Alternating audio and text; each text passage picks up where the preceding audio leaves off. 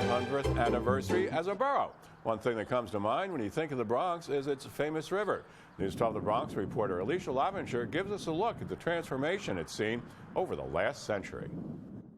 I was literally raised on the river. Gerry Segal and his family moved by the Bronx River in the early 1940s. For him, it was a childhood retreat.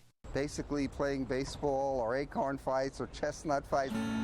As an adult singer-songwriter, he reminisces of his yesteryears on the river in a song he wrote and recorded. The kid in the old picture, standing down by the city's only freshwater river. You did not want to get near in. There were rats that were the size of any cat that I can think of. I hate to say it. For most of the 20th century, the river actually did serve as a landfill. People would drive their cars to the water, park, and throw their personal trash in the river. Now, the Department of Sanitation tried to discourage this by putting up signs like this one that warned people would be fined $1,500 and their card would be towed for polluting. Linda Cox, executive director of the Bronx River Alliance, says initial cleanup efforts happened in the 1920s when the Bronx River Parkway was built. What they built under the parkway was a big sewer pipe to catch sewage that would otherwise end up in the river. It was still in bad shape, but for Gerry, it was a classroom that taught him culture and diversity. We used to bike and see mansions up in Yonkers,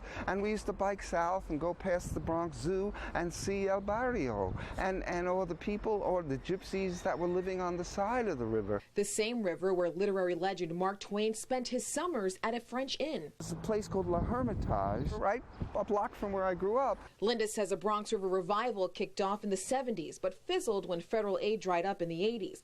Then in the 90s, environmentalists rallied, pulling out cars, tires, and even motorcycles. Here's the river today.